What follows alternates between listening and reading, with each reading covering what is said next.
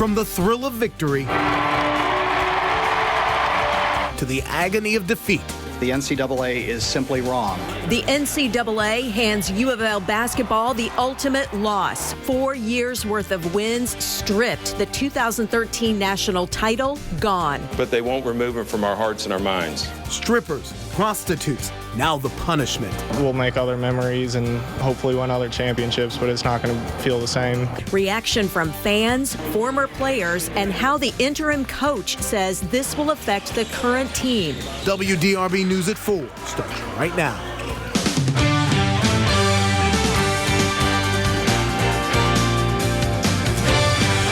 Thanks for joining us today. I'm Elizabeth Woolsey. And I'm Gilbert Corsi. It is official. Today, U of L lost its 2013 championship banner, more than 100 other wins, and about $600,000. The NCAA denied the university's appeal, making U of L the first school in NCAA history to forfeit a national championship title. It is a big story, and right now we have crews throughout Louisville breaking down every angle. Comments today from U of L's interim president, coach, and athletics director, plus fans and former players. We begin our team coverage with WDRB's Travis Ragsdale. Travis, break down these penalties for us. We know it's more than the banner. What exactly is U of L losing here?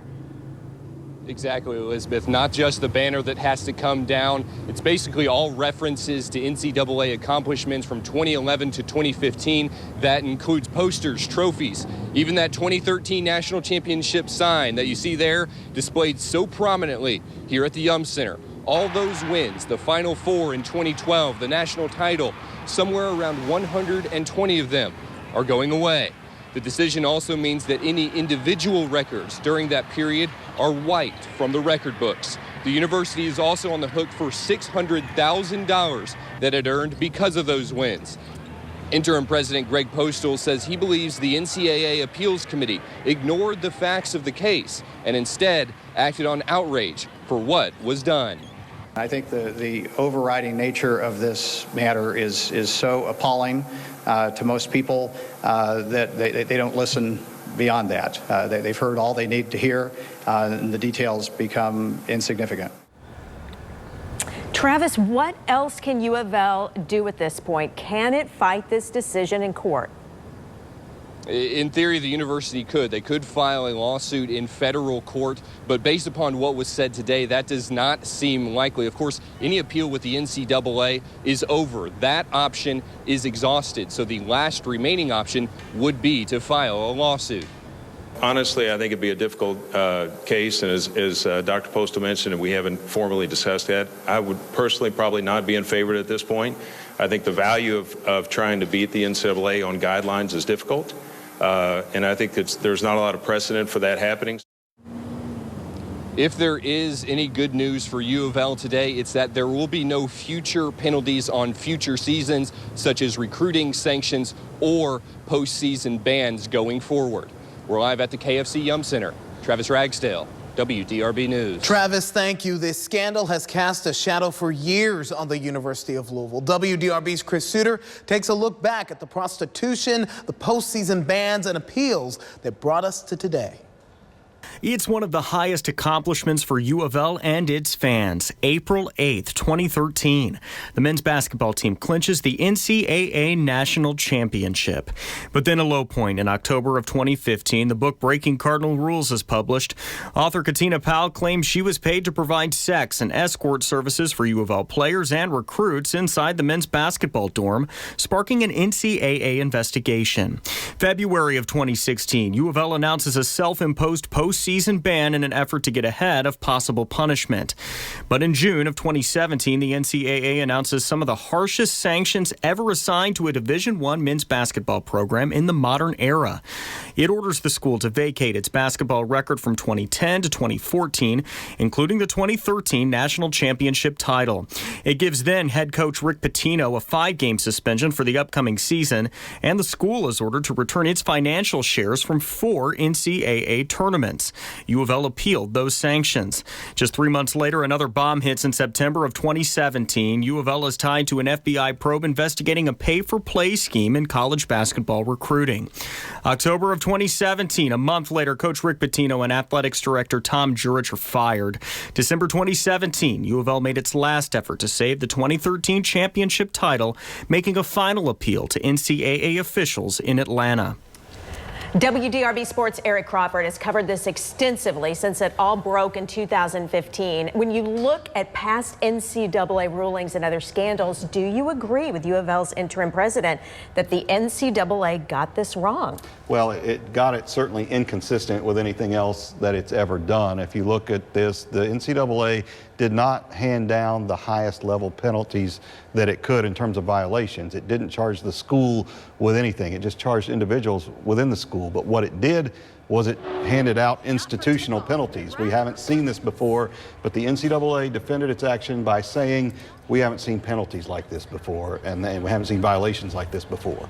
It appears that the self-imposed sanctions, U of L sat out the 2016 postseason. Was that in vain? And what's the takeaway? Will schools self-impose bans or self-punish in the future after this? That's a good question, because the NCAA, there's no question there's an incentive not to cooperate right now. And I think a lot of schools are looking at what went on with North Carolina and what's going on currently with Michigan State. There's a definite incentive to drag your feet and to fight. And Louisville didn't do that, and their leadership was, I thought, very persuasive and good about talking about why they went along and did what they did and cooperated, but there's a big incentive to not cooperate with the NCAA right now. This marks the end of this chapter, this investigation, but the pay-to-play scandal is still being investigated by the FBI. How do you think this could affect what the NCAA does and whether it moves forward and how it moves forward with that? Yeah, and Louisville will be a repeat offender within those violations, so that's going to make for a very interesting negotiation on what those penalties look like. But that's a ways away, because Louisville hasn't even really begun to be able to investigate that, because the FBI is still working into it. We don't know how broad that scandal is going to be. We've seen a report in the last week that as many as 50 schools could be involved, but that whole thing is still early on in its process, and who knows how long it will take. The question that you hear from fans in those two words, it's called death penalty. With this sanction from the NCAA already lingering over U of L's head, do you think that the pay-for-play scandal could end in a death penalty for the U of L's basketball team, Eric? I think because of this whole repeat violator situation, that phrase is going to be brought up and realistically brought up, but I don't think it's going to happen with U of L, because I think enough schools are going to be involved with this that they're going to have to find some way of moving forward without shutting down athletics altogether. But then again, a lot of us didn't think we'd see these banners come down. That's so right. Who knows? You could see the disappointment on David Padgett's face. He met with the players, talked about how this will be a distraction for the team heading into a difficult game tomorrow night against Duke. How do you think this will play out for the team and for the future with the search for a coach, recruiting?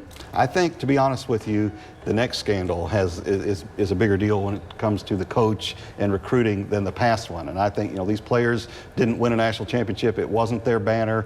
I don't think the effect on this team will be great from this event. It's just going to be, they'll face more jeering on the road and more problems like that. But that's the distraction.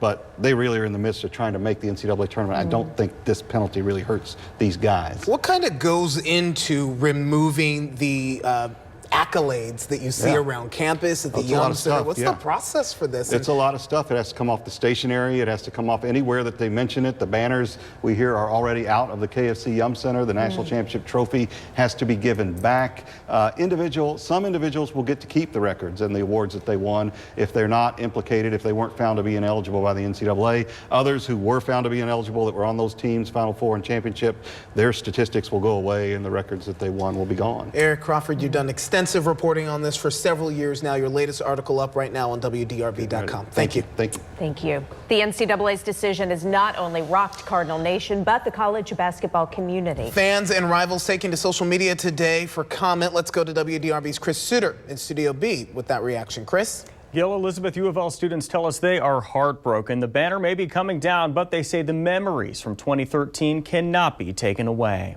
We'll make other memories and hopefully win other championships, but it's not going to feel the same going in there and seeing that banner either blacked out or taken down. We also ran into a grad student who had his 2013 National Championship t-shirt on, believe it or not. He says he didn't even know the announcement was coming today, but he's glad he chose the shirt. The conversation continues off campus and online. Judy says not right to rewrite history 5 years later. That's plain bull. Karen writes, makes no difference. It's just a banner. They can't change the actual facts of the game. We still don't know who won the championship. We still know who won the championship game, rather, in 2013. Kenneth posts, if I rooted for any other team, I would not say a whole lot until this is over. Right now, it's not even close to over. You can continue to share your thoughts on the bombshell announcement from the NCAA today on our Facebook and Twitter pages. More reaction at 4:30. Until then, I'm Chris Suter, WDRB News. Chris, thank you. Our coverage doesn't end here. This news hit a day before U of L faces a tough road game at Duke. Coach David Padgett calling it another distraction. Coming up, how he plans to keep his team focused and the texts he sent today to former players. We've got a big flood watch in effect for our area and more heavy rains possible. Changes occur tonight. How this rain impacts your morning commute next. The swollen Ohio River shut down roads and forced neighbors to higher ground. Today we found people wading through the water on Transylvania Beach. The Ohio River is about waist level in the middle of the street. You can see mailboxes, fire hydrants, and fences all underwater. People even put stuff on their roof just to keep it dry, unsure how high the water is going to rise.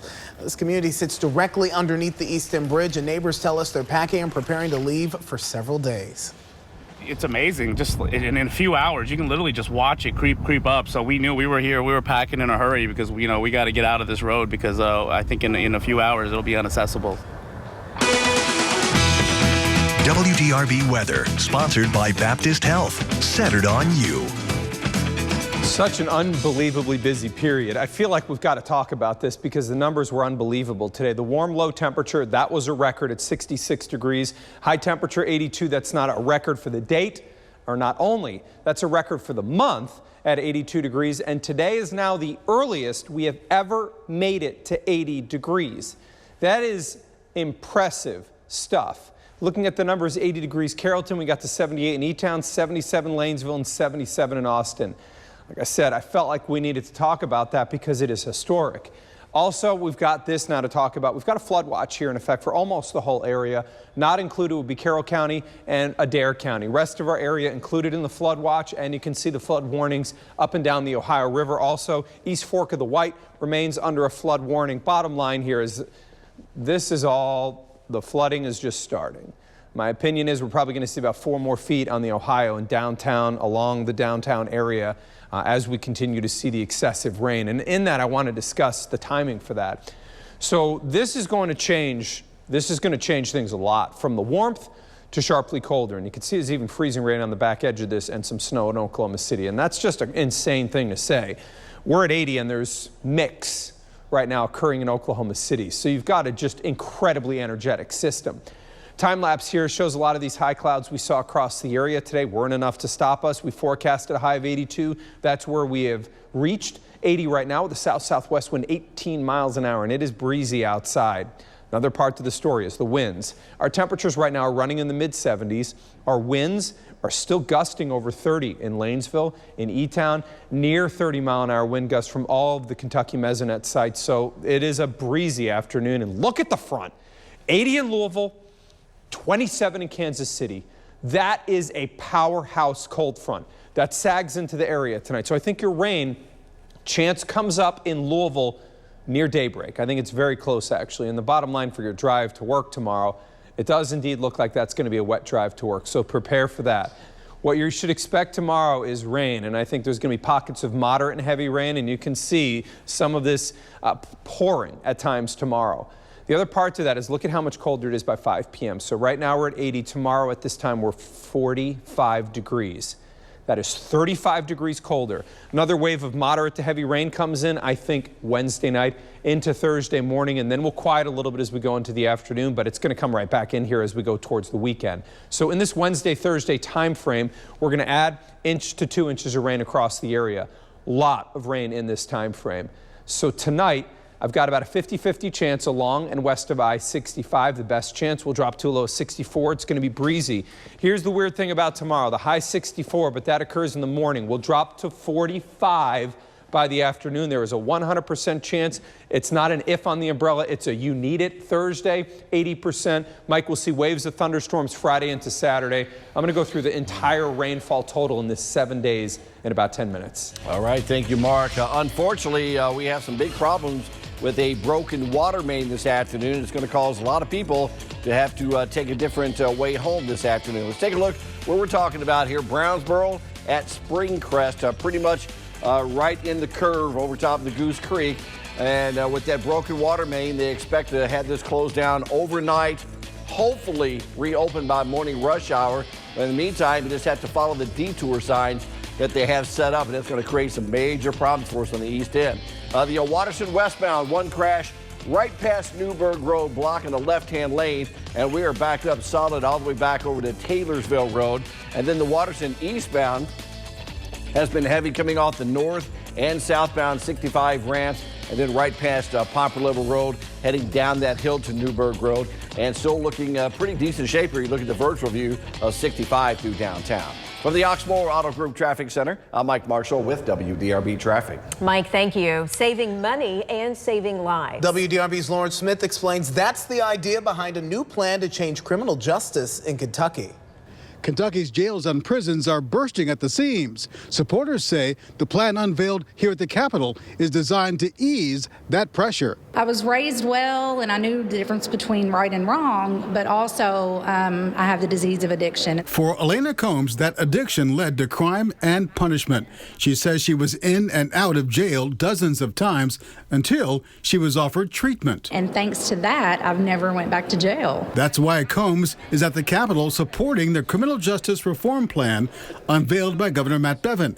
It would steer low-level drug offenders to treatment, not prison. This is the kind of thing that needs to be done. Needed, Bevin says, because Kentucky's prison population has increased by a third since 2012, even more among women, mostly fueled by addiction. Our jails just don't have the physical plant space to have programming, and that's what these people need more than anything. They don't need bars, they need programming. Elements of the plan include changing some low-level, nonviolent offenses from felonies to misdemeanors, and changing the parole and bail systems to help those offenders stay out of jail. We don't need to throw these people away, and that's all too often what we're doing in Kentucky. Supporters say the bill will save the state some $600 million over 10 years, but more importantly, save people like Elena Combs. I get to be a mother, and I get to be a productive member. Versions of the plan are now making their way through the House and the Senate. The proposal contains many of the recommendations of a criminal justice work group appointed by Governor Bevin last year. At the state capitol in Frankfort, Lawrence Smith, WDRB News. Teeing off at Topgolf, we took the road trip to the Indianapolis area to find out what the game's all about and the plans for Louisville. Thoughts and prayers are supposed to be good things, right? So why is a nation that apparently thinks and prays as much as America does plagued by so many mass shootings? That's coming up on Point of View.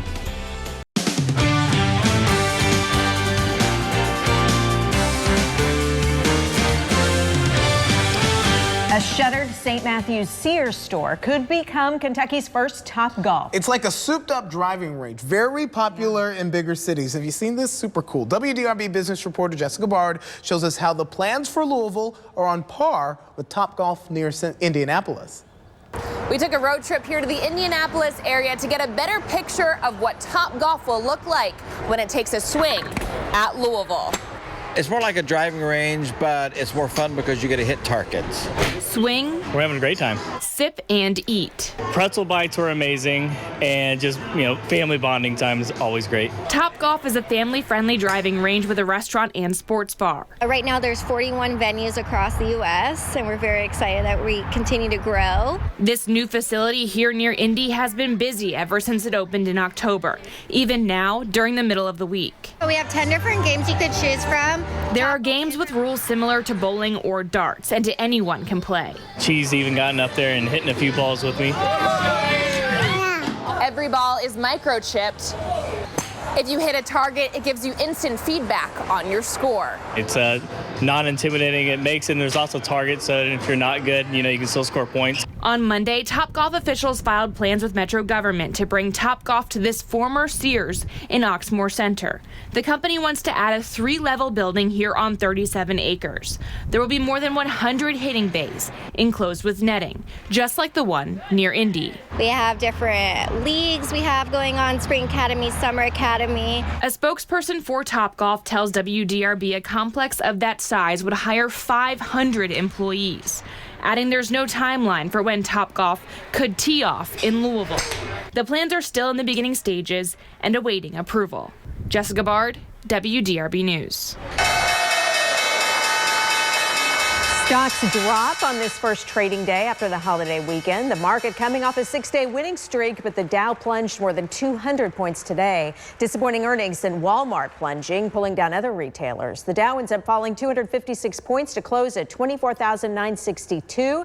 The Nasdaq dropping 5 to end the day at 7234. And that's today's business news. Celebration, then scandal, and today the consequences. You don't need a banner to tell you that you are a national champion, and I just want all of our former players to know that. And it's, it's disappointing that they have to suffer because of the actions of a very select few individuals. 4 years of victories, a Final Four, and a national championship, all wiped out in a matter of moments. We detail the fight U of L couldn't win, the next battle for the team, and the one scandal still looming. I cannot say this strongly enough. We believe the NCAA is simply wrong. But the NCAA didn't care. The penalties come more than 2 years after allegations were first made about strippers and prostitutes in the men's basketball dorm for a period of years. We now know that 2013 national championship banner must be removed. More than 120 wins between 2011 and 2015 vacated, and all personal stats during that time period are wiped from the record books. The appeal to the NCAA failed, even though some at U of L still believe it's the wrong decision. We've done absolutely everything humanly possible to defend portions of the penalties that were levied. And now it's time for us to look ahead, and that's what will determine our brand in days to come. The NCAA investigation all started from the prostitution scandal that came to light in the book Breaking Cardinal Rules. Katina Powell, a self-professed Louisville madam, claims she was paid by former U of L basketball operations manager Andre McGee to provide strippers, sex, and escort services for U of L players and recruits inside the basketball dorm. WDRB's John Lewis and Tom Lane are live at the Baby Yum Center on campus. What was the reaction from David Padgett? How is the team going to move forward? Big game tomorrow night. Well, it's not going to be easy for this team moving forward. David Padgett talked about hoping this had come maybe at a different time.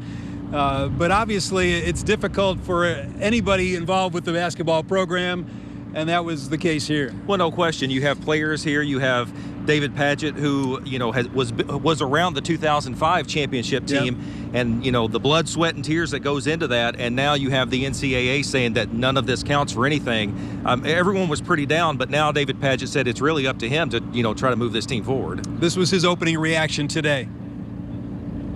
Disappointing. For a couple of reasons.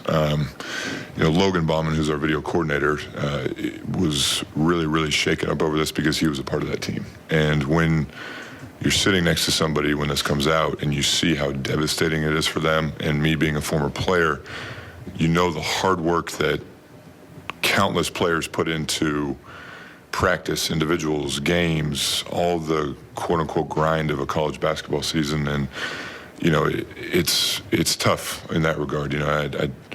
I sent a lot of these former players, Luke Hancock, Gorgie, a lot of guys text messages and said, this doesn't change what you guys did.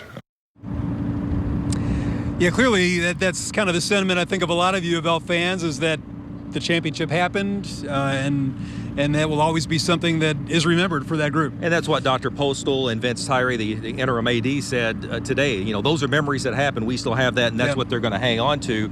But for David Padgett now, again, he said his job is try to move this team forward, and he said timing is everything. This team is heading to Raleigh-Durham to take on Duke tomorrow, and then they're going to stay on the road to head to Virginia Tech up in Blacksburg on Saturday. So he said maybe the timing is right to stay out of town for a while, because he said he really wishes that this announcement had maybe come next month. Here's what he said.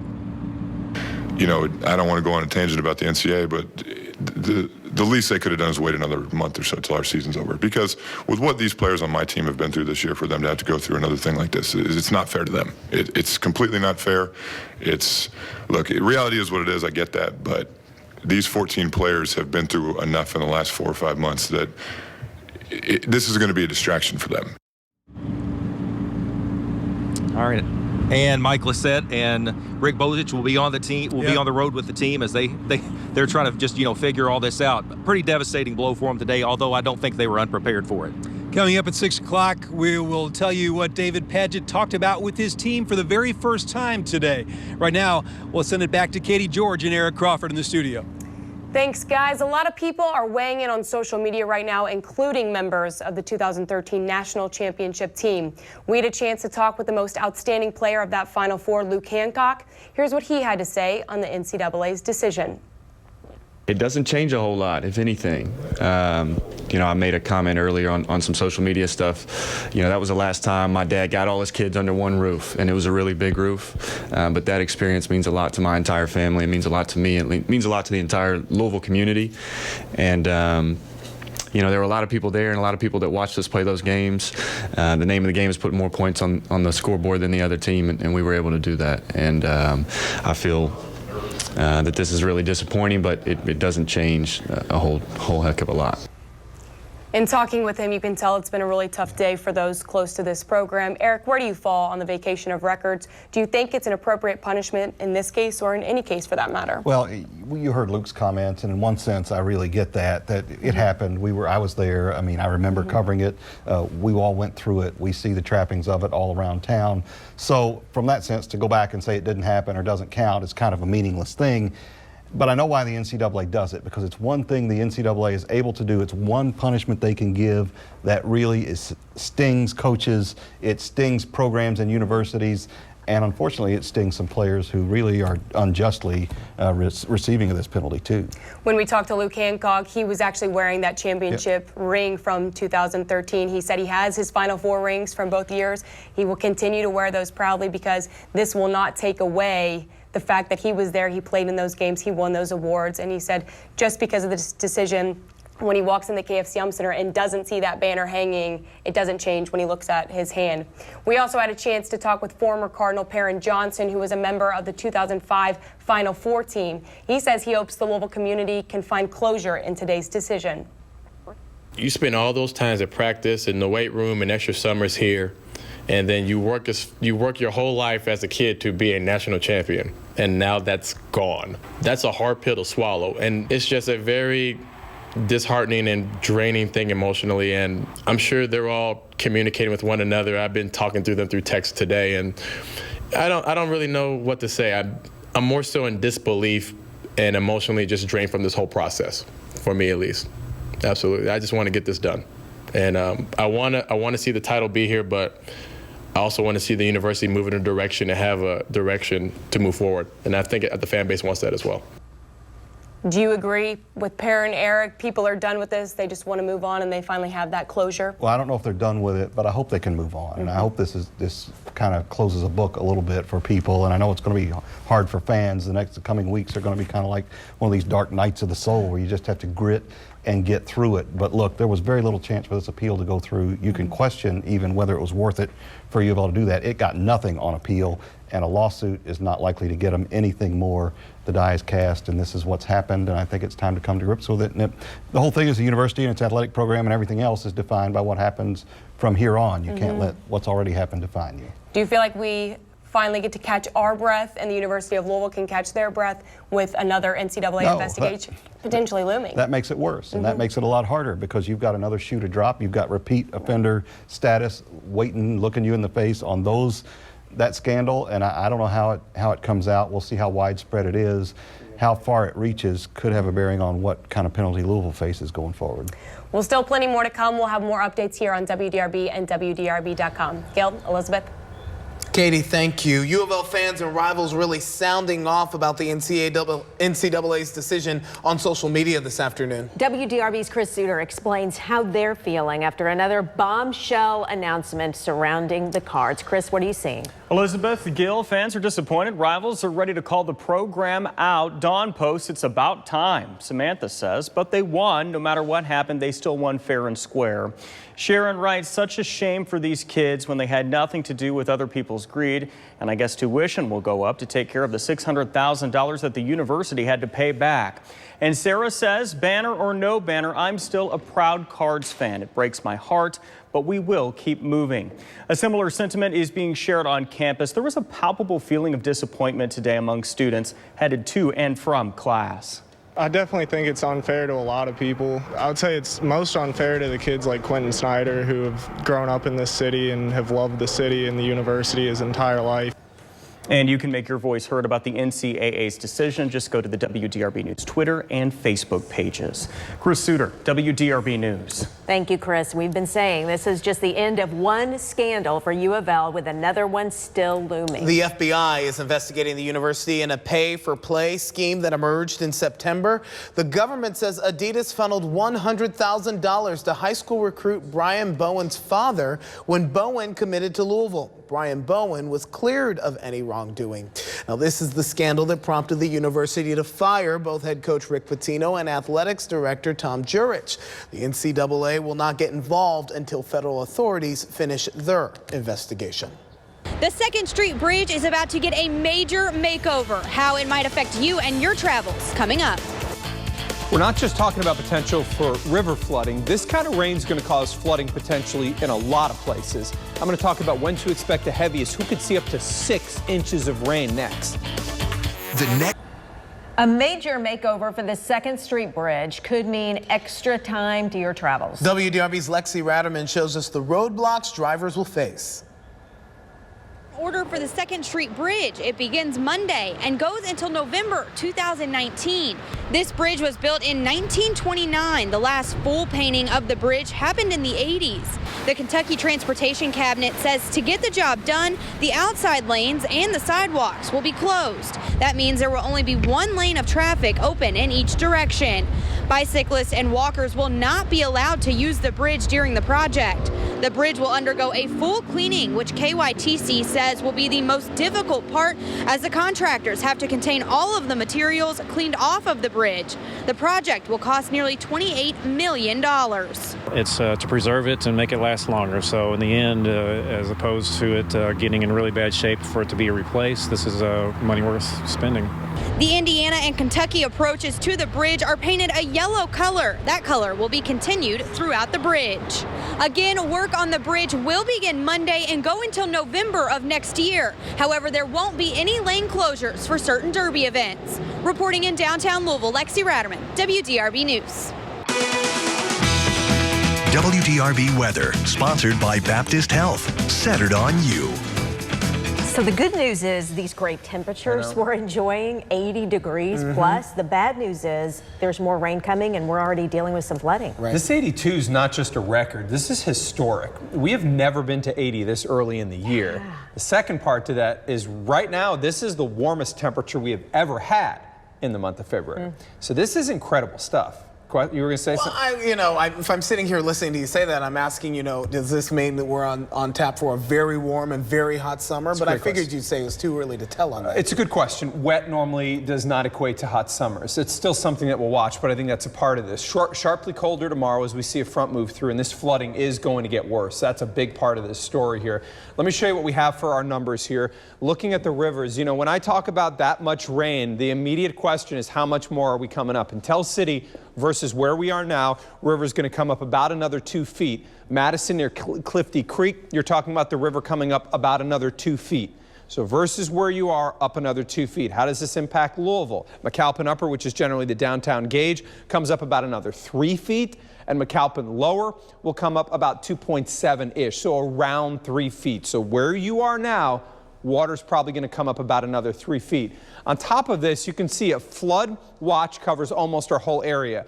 So this is not only confined to the Ohio River. With this much rain, the issues could spread to our streams, our creeks, and other areas. There's a line of heavy rain to our west.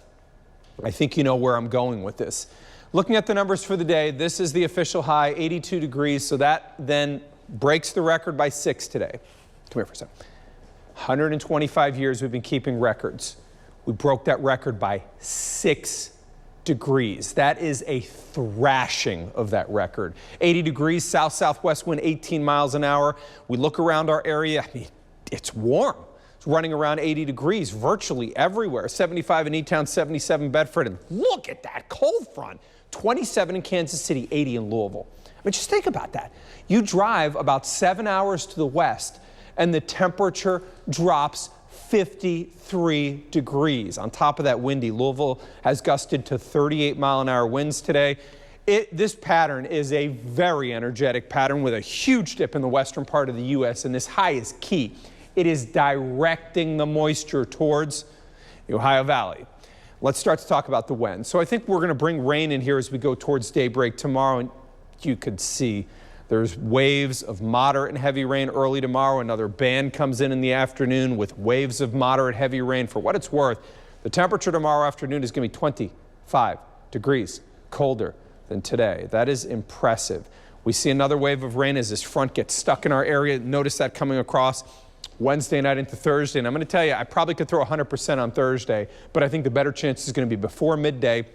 Front sags to the south, and then it wiggles back to the north Thursday night into Friday with another batch of heavy rain and thunderstorms. Friday, this front lifts a little to the north. A decaying area brings some showers, maybe some rain late. And then on Saturday, you can see another area of moderate and heavy rain as we finally break this pattern with a front that moves across on Saturday. I do feel like that is a legitimate pattern break, which doesn't mean we don't see rain, but I don't think we'd see as much beyond that point. So this Wednesday, Thursday, you can see widespread near 2 inches of rain across our area. And then when you add in the Friday, Saturday, I mean, you can clearly see this European computer model is not a convective model, meaning it doesn't deal with thunderstorms well, and it shows a widespread 4. I'm going to tell you, there's going to be people that get over 6 inches of rain when this is all said and done, and that is going to cause real flooding issues. Depending on how much we get on Friday, Saturday, could bump those flood numbers up. 64 tonight. Weird thing about tonight into tomorrow is 64 is going to be the high tomorrow, but the temperatures will fall to 45 late. So you will need the umbrella, and you would need a winter coat tomorrow. Moving into the extended, 80% chance of rain on Thursday, best chance before midday. Showery on Friday, rain, thunderstorms again in here on Saturday. Mike, we need to watch Saturday. A couple storms could be strong or severe, and that's something I'm going to keep an eye on. All right, thank you, sir. We've had the traffic, a couple of problems as you're heading out. First off, let's get into Crestwood, Oldham County. We have a closure, 329 at Old Zaring Road. That's right close to the fire station there. Working on a broken down rock truck that's closed down that intersection. Looks like until about 6:30, another couple of hours before they can get that back open. And then we had a broken water main that has shut down Brownsboro at Springcrest. You can see right in the curve. Now they do have some detours set up. You can take a Westport Road or even I-71, follow those detour signs. Hopefully they'll have this thing back open by morning, by the midday or the morning rush. And then we are very slow moving coming out of downtown. Southbound 65 from the Kennedy Bridge, you're going to be very slow all the way out to the Watershed Expressway. From the Oxmoor Auto Group Traffic Center, I'm Mike Marshall with WDRB Traffic. Thank you, Mike. A rare virus outbreak in Louisville, where you can get a free vaccination for hepatitis A. Now, with Point of View, here's Bill Lamb. As soon as news broke about last week's tragic school shooting in Florida, people were flooding social media with the usual assurances that they were sending out thoughts and prayers. Let me assure you that I'm all for thoughts and prayers. But how about thoughts and prayers that actually achieve something? I don't have much to say about how you pray. That's between you and God. But as far as thoughts are concerned, here are a few worth discussing. What's different about America that causes us to have more mass shootings than any other nation? Why is it so easy for mentally ill people to acquire weapons capable of killing dozens of people in mere minutes? In our civilized society, do we really need automatic or semi-automatic weapons? Really? Can't we preserve our right to bear arms without having weapons that can slaughter rows of defenseless people? Why is our society so enthralled with entertainment and games that glorify gory killings as a desirable goal? And why do most of the people who send out thoughts and prayers pretty much stop thinking or praying about the problem after just a few hours? I don't know the answers to these questions, but I sure do think about them. Maybe if we all did, some of those prayers might actually be answered. Call us with your thoughts or prayers. I'm Bill Lamb, and that's my point of view.